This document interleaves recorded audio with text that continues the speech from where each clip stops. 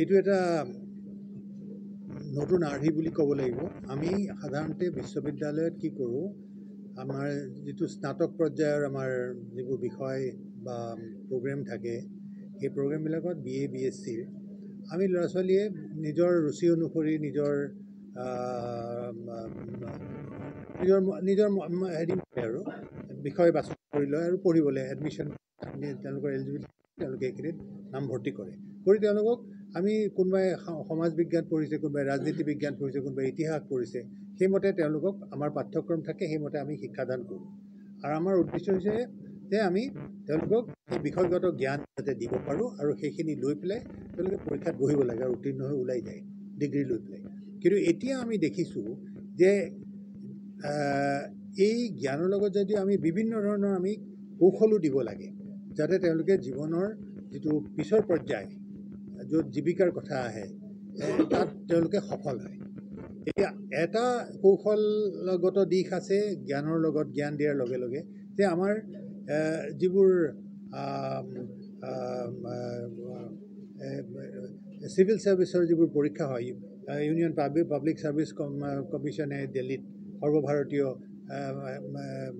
সেৱাৰ যিবোৰ পৰীক্ষা পাতে নিৰ্বাচনৰ কাৰণে, আৰু আমাৰ ৰাজ্যিক পৰ্যায়ত আমাৰ অসম পাব্লিক ছাৰ্ভিচ কমিশ্যনে যিবোৰ পৰীক্ষা পাতে, সেইবিলাকত কি হয়, ল'ৰা ছোৱালীবিলাকৰ মিনিমাম অৰ্হতাটো হয় গ্ৰেজুৱেশ্যন, নিম্নতম অৰ্হতা হয় শিক্ষাগত কিন্তু সেই অৰ্হতা থকা স্বত্বেও হাজাৰ হাজাৰ ল'ৰা ছোৱালীয়ে এই পৰীক্ষাত অৱতীৰ্ণ হ'লেও তেওঁলোক সফল নহয়।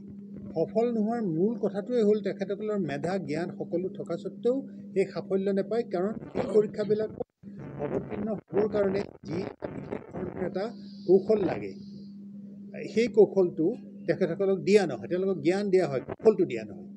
এতিয়া আমি ঠিক কৰিছোঁ যে আমি SPMৰ লগত আমি যুটীয়াভাৱে লগ লাগি পেলাই আমি এনেকুৱা কিছুমান স্নাতক তৈয়াৰ কৰোঁ যে তেওঁলোকে স্নাতক পৰ্যায়ত যিবোৰ বিষয় বাছনি কৰি লৈ পঢ়িবলৈ, সেইবিলাকৰ সেই পাঠ্যক্ৰম শেষ কৰিলেও পৰীক্ষা দিব লাগিব ডিগ্ৰী পাবৰ কাৰণে। কিন্তু আমি তেখেতসকলে ইতিমধ্যে কৈছে যে ডিগ্ৰী পাছ কৰিবৰ কাৰণে যি ধৰণে তেওঁলোকে পৰীক্ষা দিয়ে, লিখে, প্ৰশ্নৰ উত্তৰ দিয়ে, অসামৰিক সেৱাৰ পৰীক্ষা দিবৰ কাৰণে সেই ধৰণে তেওঁলোকৰ উত্তৰ লিখিলে নহ'ব। তেওঁলোকৰ এটা বিশেষ ধৰণৰ আৰু সেই বিশেষ ধৰণৰ লিখাৰ পদ্ধতি যিটো দিয়ে থাকে, তাৰ ওপৰতেই তেওঁলোকৰ যিটো বিশ্লেষাত্মক যিটো তেওঁলোকৰ এনালিটিকেল মাইণ্ড, তেওঁলোকৰ যিটো ইনচাইচিভ মাইণ্ড থাকে, সেইখিনি গম পাই যায়, প্ৰতিফলিত হয়। সেইখিনি তেখেতসকলে আমাৰ লগত যুটীয়াভাৱে পাঠদান কৰোঁতে দিব।